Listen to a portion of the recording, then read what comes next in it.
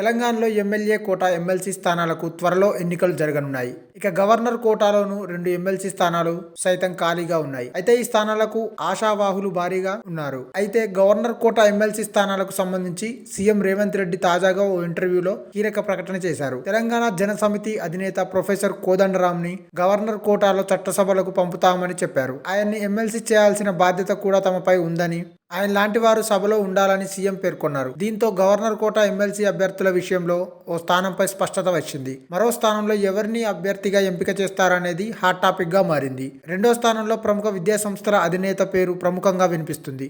హైదరాబాద్లో కీలక విద్యా సంస్థలను నిర్వహిస్తున్న ఓ మైనార్టీ అభ్యర్థి పేరును కాంగ్రెస్ పరిశీలిస్తున్నట్టుగా తెలుస్తుంది. రాజకీయాలతో సంబంధం లేని వ్యక్తి కావడంతో విద్యారంగంలో సేవలు అందిస్తున్న వ్యక్తిగా ఆయనను ప్రతిపాదించాలనుకుంటుంది.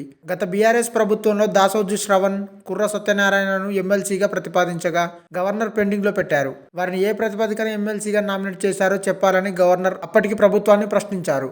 అనంతరం వారిద్దరి అభ్యర్థిత్వాన్ని పక్కన పెట్టారు.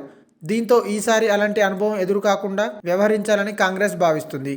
ప్రొఫెసర్ కోదండరాం రాజకీయ పార్టీకి అధ్యక్షుడిగా ఉన్నప్పటికీ రాజకీయాలతో ముడిపెట్టకుండా ఉండేలా ప్రభుత్వం నుంచి వెళ్లే ఫైలులో నిర్దిష్టంగా వివరాలను పేర్కొనేలా జాగ్రత్తలు తీసుకుంటుంది.